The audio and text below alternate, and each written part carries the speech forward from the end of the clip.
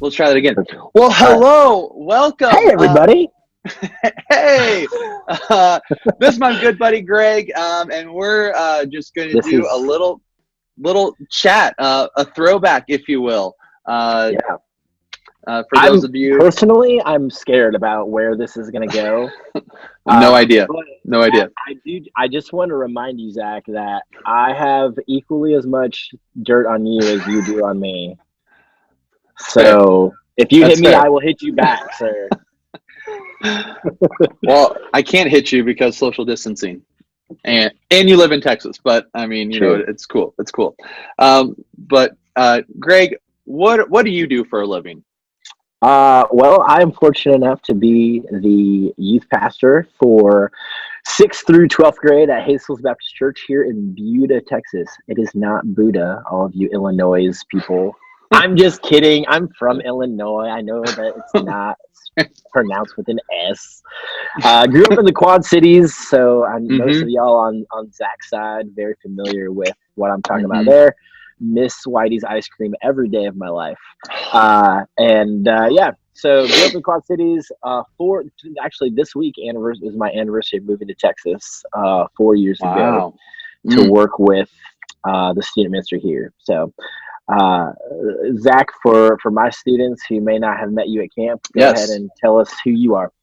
Well, I'm Zach Clunt, and I am the student director here at Bethel Baptist Church in Galesburg, Illinois, which is about an hour south of the Quad Cities, where went to church there. That's where I met Greg, was through church, and he was so much older than I was, but we were able to remain friends through it all.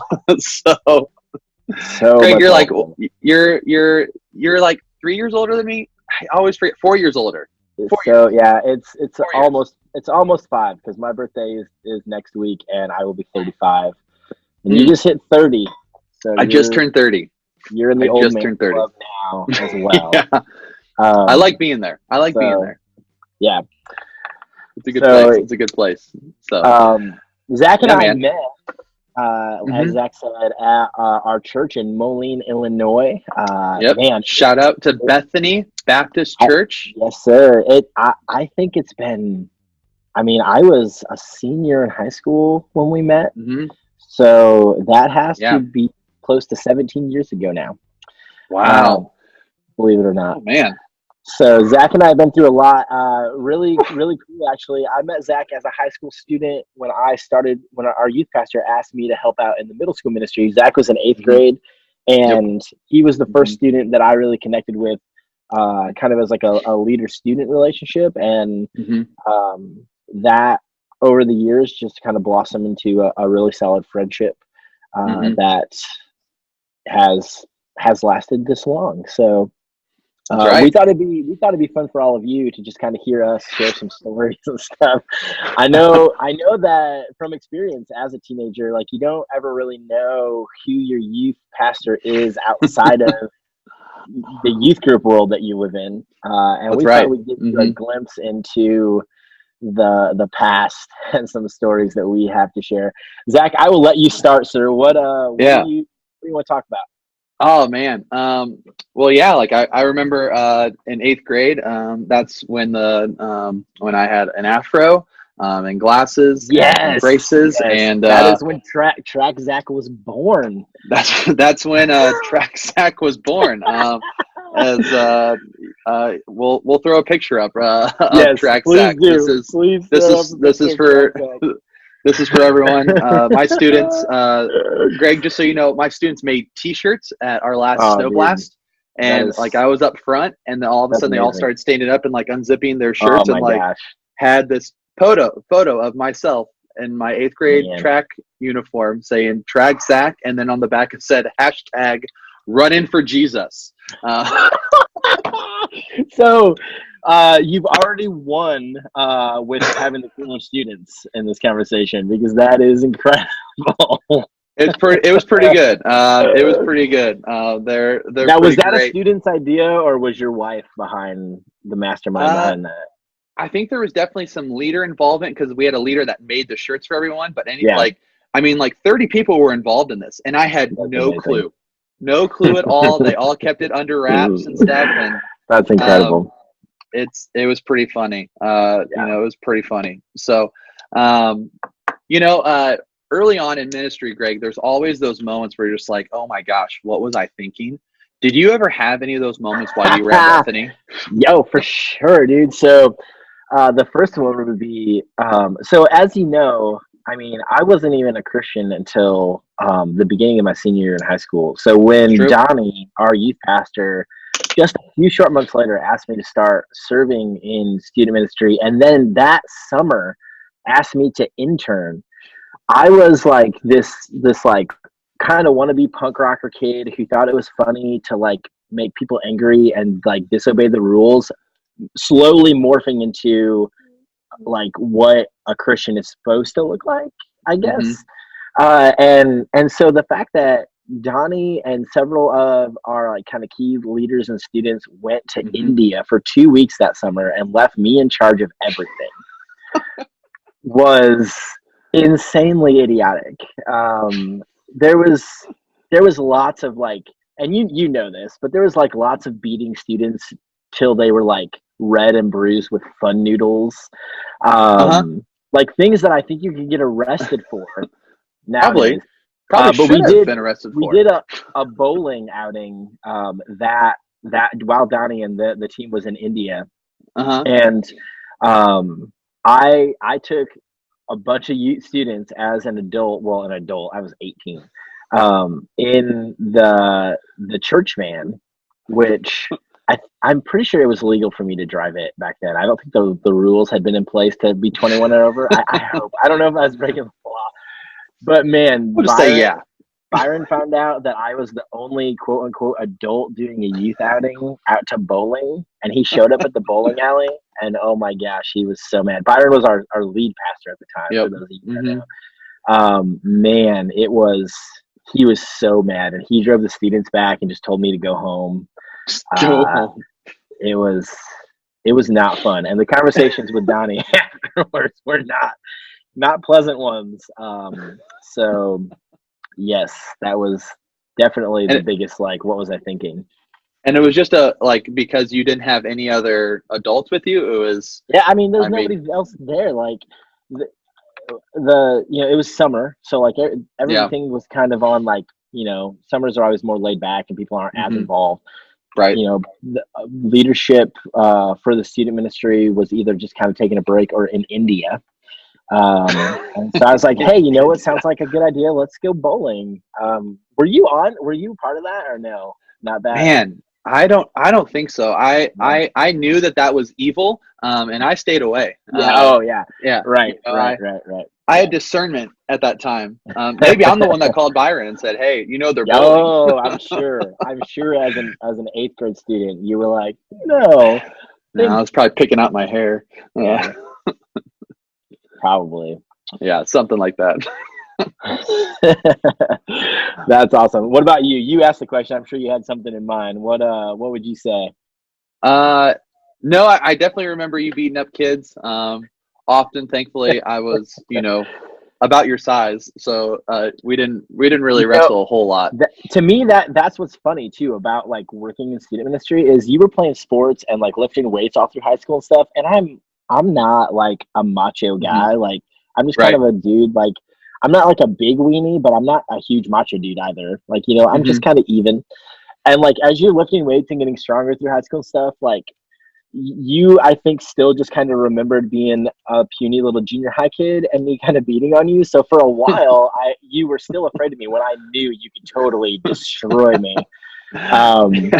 So, but that's kind of happens. Like, you know, you don't realize sometimes that like those changes take place. So I tried to exploit that as much as possible. But no, I mean, man, we spent so much time at the church. We were for sure. And I remember always like we'd be in the office or whatever, and we'd have to like go down to the fridge for Mountain Dew. And that was the worst. Churches are scary at night anyway. And Yes. this church, My students have heard oh, stories in messages I've given about how scary that church was at night, because that was the worst one I've been in, dude.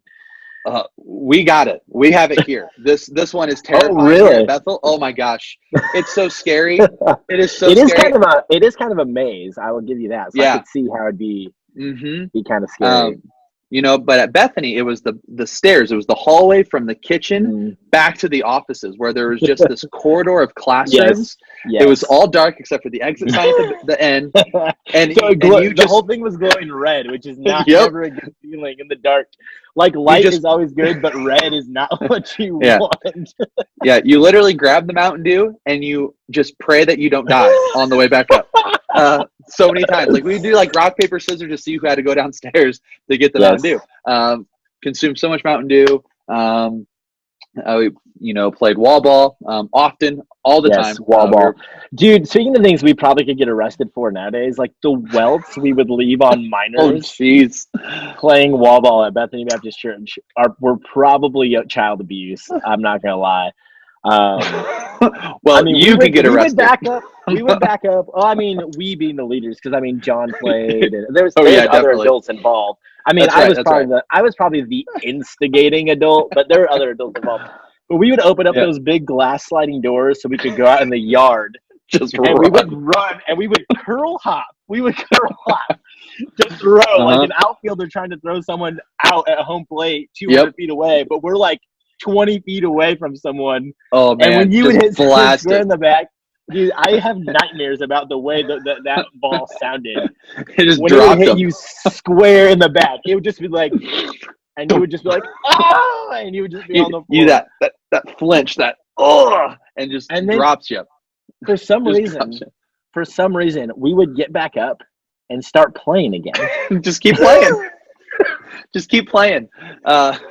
There's some vivid ones I always remember, and I remember the one that you just chucked at your brother and just dropped him. Yes. Oh man, that was a good one. And that one was worse because I don't remember what the argument was about, but I remember being really mad at him. And so like there was vengeance in it, and so like, and he's my older brother. He's much larger than I am. So like I hit him and he knew it was like, I'm mad at you, so I'm going to kill you.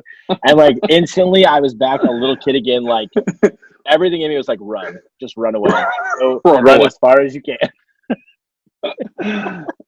Oh my gosh. That's awesome, dude. Oh my gosh. Yeah, so man. Do you ever play wall ball nowadays? Is that a part of I have taught them. We definitely don't chuck it at each other. Unfortunately.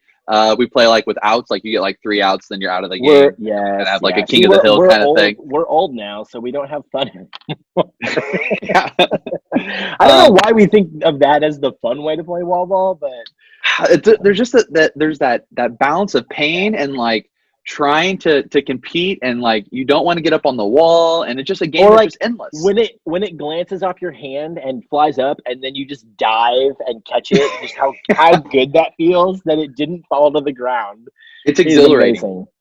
And you don't have to run to the wall then? Mm-hmm. Our high school group, I think we're kind of proudly the more nerdy side of things. And so that's awesome. Not a ton of interest. We have kind of our sports kids and stuff, but like they're the minority. So not a lot of interest in that. But our middle school group that we just started this year, and the guys who've come up in that they were like, have you ever heard of wall ball? And I was like, have you heard of wall ball? So created wall ball. I think we're moving into a phase where wall ball is going to be making a comeback in my life, which I'm A-okay with. So yeah.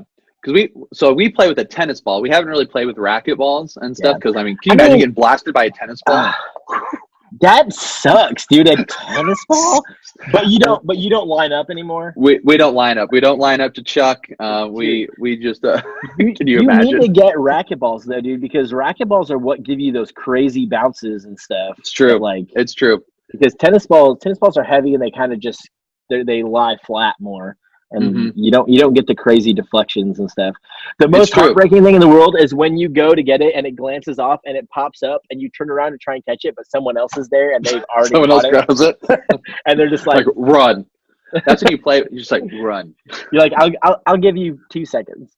Yeah, that's when you try to throw it and just kind of like make sure like the bounce comes back at them as they're running towards the wall. And it's a little and then you're humbled immediately because you just like cockily throw it, and then you hit the ground or the ceiling first, and you're like, dang it. Dang. There's a lot of humbling experiences there with wall ball. A lot of humbling experiences there. Oh my gosh. Yes. Hey man, so a question I wanted to ask you is, Yeah. at what point in your life did you realize that God had placed a call in your life to actually make student ministry a career? Yeah. So I've shared this with obviously my students, where I felt that calling about my junior year in high school. Okay. From a lot of people, from you, and even your brother and some other people saying like, hey, like this might be something to do. Like this might be something for you to pursue is youth ministry. And I kind of like, I was like, oh, like this is, yeah, that'd be really cool to do that. But there's always that fear of like, is this really what I'm going to do with my life?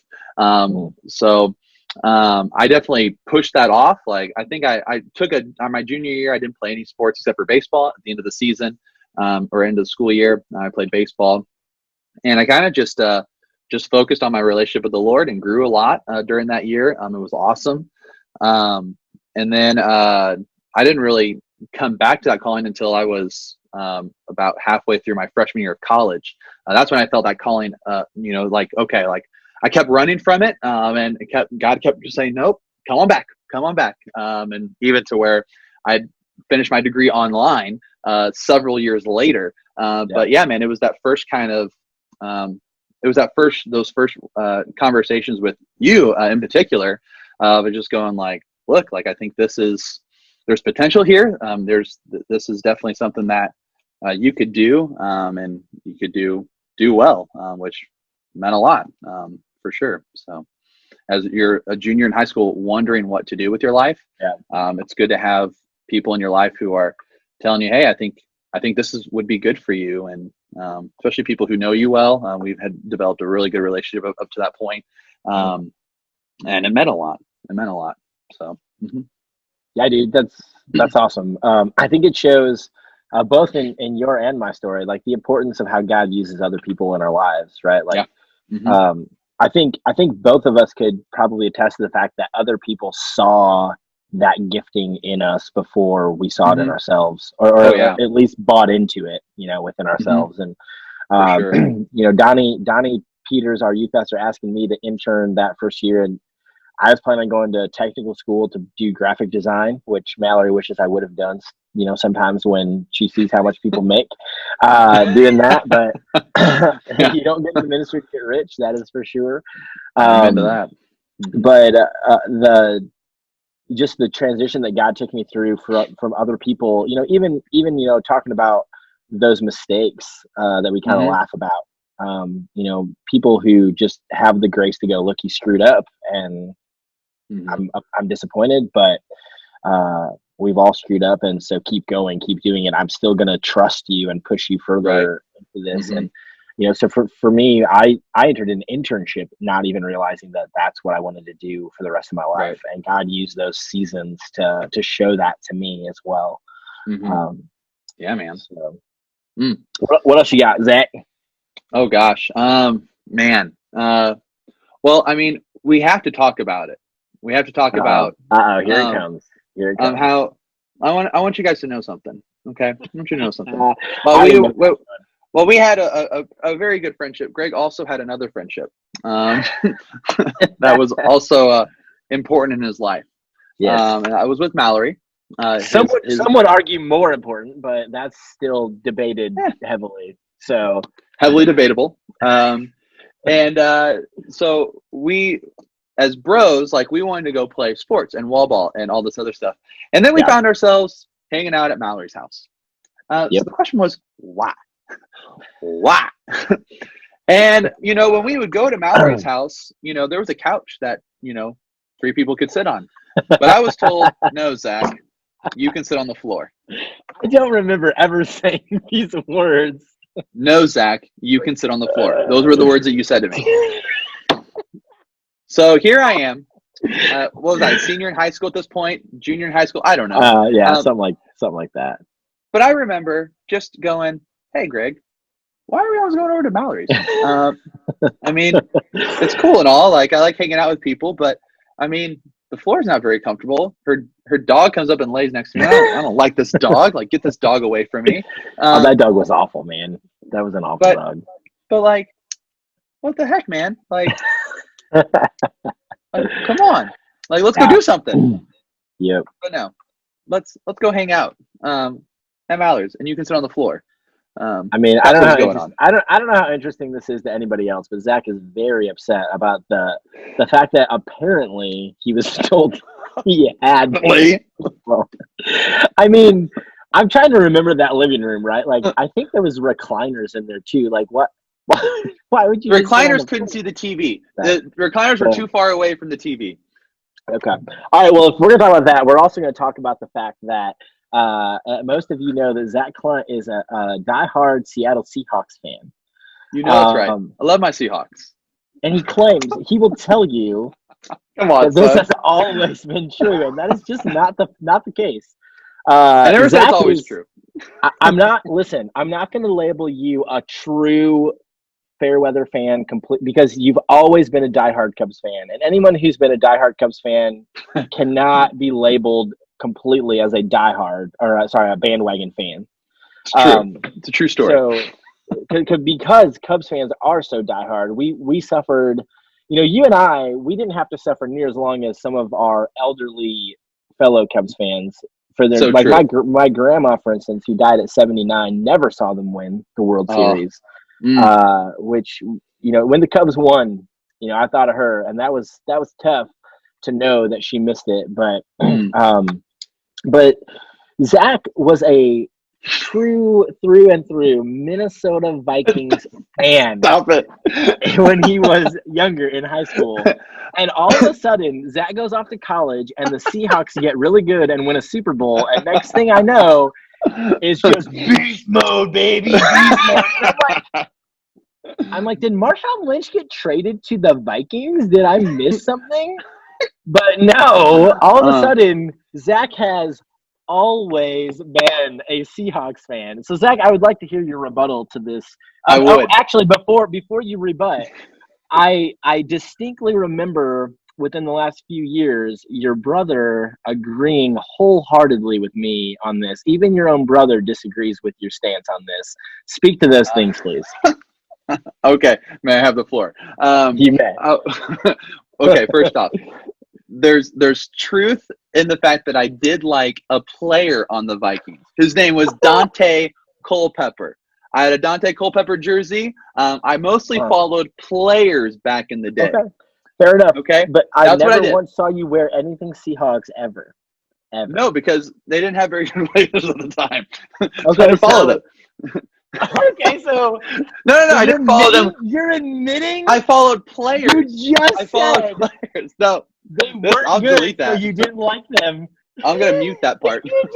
You just incriminated yourself. Your rebuttal is to basically make my argument for me. No way. I want you to know, I followed players at the time. I went off to college, and I felt like, you know what? I gotta call a team. I gotta figure out this team thing. I want to have a team. No one wants to root for the Bears. Let's just be real there. No one, even Bears fans don't want to root for the Bears. You know what I'm saying? You don't think Nick Foles is going to save the Bears? Come on, son. Nick Foles ain't going to save the Bears. Jeez. I don't know why they went and got Nick Foles. Like, there's a lot of other talented quarterbacks out there that their management is garbage. Dude, you're talking about the same GM that that traded up to draft Mitchell Trubisky. Like, nobody was taking Trubisky. You didn't have to trade up. Yeah. Did they pass on Mahomes? Is that accurate? They passed on Mahomes. They could have had Patrick Mahomes. Yes, man, that is factual. All right, nobody cares about our Sports Center talk. Let's hear you try to save this train wreck of an argument. Anyway, so I started watching Seattle. I like Seattle. I love Russell Wilson. Great player. Good Christian guy. You jumped on the bandwagon. I jumped on the wagon, but I have been very faithful. Makes me feel ever so since good. I jumped. I have never argued that. I have never since I argued jumped. That. I have been very faithful with but my Seahawks. They have not had a prolonged season of being terrible since. So they have not. If you get 5-7 years of 4-12, I guess it'd be 4-13 now because they're doing 17 games this season. 17 games. Then and you're still wearing the jersey, then I'll still wear I'll that let you jersey. own a little more. But I there's will still no wear that doubt jersey. in anyone who knows you mind that you jumped on that team as a bandwagon. I mean, it would have made way more sense for you to jump on the Vikings because that's who you've been wearing the colors of. Ugh, purple. Ugh. Purple. No one wants to wear purple. You're wearing purple right now. Dang it, I am. Even the Vikings don't want to wear purple. You know, like it's Sherrard. It's Sherrard colors, man. Oh man, Sherrard's the worst. Sherrard is the high school that my wife went to, the rival high school of Zach's high school. Yep. All right, we can move on from sports talk because we're probably losing some people. People on that. They're gone. They're it's your turn. It's your turn. Hit me with something. Oh man, let's see. Should have wrote some of these down. I had so many beforehand, but now we're live and I can't think of anything. Man, do you remember? Were you at Snowbird with us when we were climbing up in the roof of the foam pit and jumping out? I got video of that. And then they told us we got not some to good do video that. of that. Yeah, Brody comes up and he's just like, "Hey, we probably shouldn't do that. So why don't y'all climb up and do it one more time?" One more time, and then you can come back down. Brody's awesome, man. Yeah, man, that was awesome. That was a Snowbird for. I think my students don't really know what Snowbird is. It's like a winter camp on steroids, like pump you full of steroids, and then they send you out. And it is awesome. Yeah, about half of my students know we are no longer attending, as you know, because we are doing Battle Cry. We're doing Battle Cry. Yes, sir. Yes. So speaking of Snowbird Camp, there was a time where I don't know what this was before Mel and I dated at all. She was still probably early high school, and we went to Snowbird and we're out walking the loop, walking the loop, and stuff, and this is just my opinion, but it had to be that as students, y'all wanted to impress me, I guess, because it was just out there. And so I was telling y'all to eat worms because we kept seeing earthworms on the ground. And I remember this. I can't believe that both you and my now wife, who would never do this in a million years, she obviously was just trying to impress me. Like, I don't know what your motivation was, Zach, but Mallory had a crush on me long before we started dating. And she'll admit that. And so the earthworms were everywhere. And I think I somehow convinced you that if you would, I would. And after y'all picked up a worm and ate it, I just laughed. There's no chance. Oh man. I was going to do that. And that, to me, that's just kind of a funny example of just how our relationship has changed over the years. Like in the early days, it was much more of like a leader student thing where it was just like, it was cool to kind of do the things that like a leader would say is cool. And then has now changed into a very much a peer relationship where if I told you to eat a worm, you would just laugh at me and tell me I'm stupid at this point. No one's eating a worm. Ugh, I don't even remember that. I don't even remember eating a worm. I blocked it out of my mind. My wife does. I blocked it out of my mind because everyone knows that I can't handle anything that's hilarious. Like at all. But yeah, definitely. As we learned with the lemonade game at camp last year. Oh man, what a great game! You were dry heaving in the corner of the room. Oh man, that was so bad. The reason we have camera footage of that is because I was man enough to stand up there and take the camera footage. I'm so glad you were. I'm so glad you were because I was gonna lose it. I thought there was a moment where the noises you made were so disgusting. I thought it was happening. I thought you were and no one wants to throw up Camp Allen food because that food is so good. You don't want to. It's sacred. It's like sacred food in your belly. My goodness, I've never had food that good in my life. To think that it's at a camp. It's at a camp. Speaking of Camp Allen, just want to promote anybody that's watching this. We're also throwing a conversation we had yesterday with Runks Runkles, the one and only. So you want to look for that on our YouTube channels as well. Don't miss out on that. What else do we want to talk about? I think it's really cool. I mean, obviously, like, we got really close in high school and stuff. And then like there was that time like where I obviously went to college where there was like this separation, right? Like where we did not get to see a whole lot of each other. Like I was in your wedding. I was in your wedding, which was a lot of fun. I did not get to extend that arm because we had lost touch. We had lost touch for several years. Yeah, there was a solid 2 to 3 years where it was kind of just, it was check in every now and then. But I mean, that's just kind of what happens in that season of life, man. I was starting a family and you were out from college. Like it's just is what it was. Yeah, totally. Yeah, absolutely. But I remember like when we first started getting back together and hanging out and stuff, like it was just almost like we just picked up. Like you just picked up right where you left off, and you just went forward. And that's just, it's so good to have people in your life that you can call and just say, hey, like this is going on. Help me through this and stuff. And you're definitely one of those people for me. And it's good. Totally. It's good to have those kind of people. I think what those kind of years did is it allowed there to be a transition between kind of like I'm older than you, kind of was in a leader position and you were a student, and then it allowed us to get more on like, you know, you got married, started having kids, and it just made us in a lot more of a similar life stage.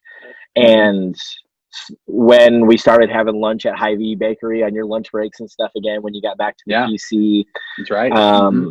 To me, like it allowed us to go to a much deeper level with our friendship than we had been able to before. You know, when I think our pastor even just taught on like the importance of emotions and not playing too much of emotions, but like that men need people they can share their sorrows with, their hurts with, their joys with. And he talked about David and Jonathan, and you know how close that, you know, they were, their souls were knit together. Is that what the Bible says? And man, that's the way I feel about our relationship now, that we live 1,200 miles apart, but rarely is there a few days that go by where we're not hitting each other up on Marco Polo and just checking in. When all of this craziness with coronavirus started happening, you know, outside of some immediate family, you're one of the first people I wanted to check in on and see how you were doing and make sure you were okay. Job wise, family wise, health wise, all that stuff. And I don't think that'll ever change at this point, man. I mean, God's blessed us so much that even though we live 1,200 miles away, we can see each other on video chat regularly, and we get to do summer camp together, go to conferences together. So, and if anybody was at Battle Cry last year, I think there is a distinct difference between who you and I are when we're not together in an event and when we are together in an event. And I think our students were a little surprised to see how crazy we were when we were together. I don't know if we got 15 total hours of sleep that week. And oh man, that was a week. Part of that for me was like, there's a lot to do, but like when everybody else went to bed, that was a chance for you and me to hang out and like be together. And I wasn't going to miss out on that.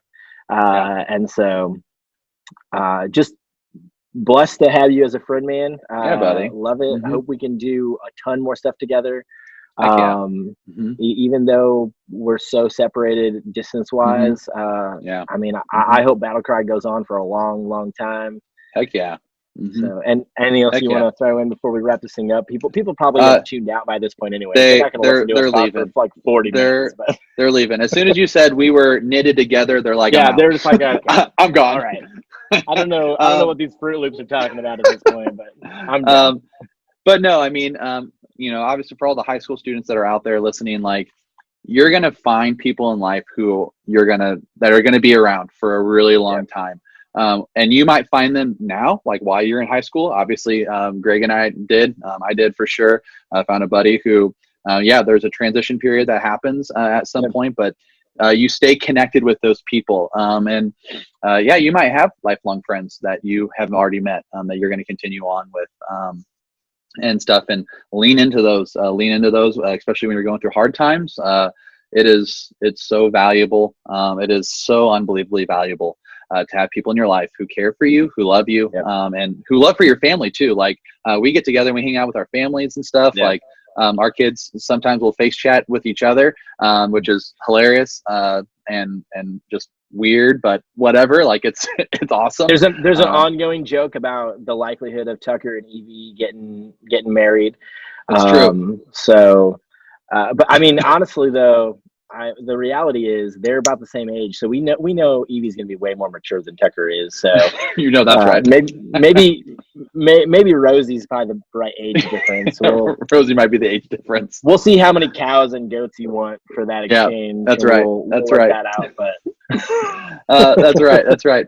But like you always like see like TV shows and stuff like that where like you have close-knit friends and stuff that you always desperately want, and I definitely have that. Like I feel like I have that with you, and totally. it's a good friendship, which is awesome. Yeah, because I mean, like you said, there's not a whole lot of time where we spend not chatting with each other, and if it's been a couple weeks, we know that each other has been really busy during like Christmas and stuff. Like forget about it. We're both really busy, but we definitely always try to make an effort to at least touch base and just see how each other's doing. So rarely have I had a friendship in my life with someone, even family members, that I can just spend endless sleepless hours with and never want to kill the person. That's right. And that's how I know that our relationship is something different, dude, because I mean, and especially like running a camp together, like it'd be easy to just be at each other's throats, but like everything just clicks so smoothly because like we just, I think it's just like when you care about someone enough, like you want their opinion and their voice to matter and count, even if it's not what you wanted or agree with. And yeah, man, you're right. Those relationships, you never know when or where they're going to come from. But I think in life and relationships, you have to invest. You have to allow yourself to be vulnerable with people, or you're never going to have meaningful relationships.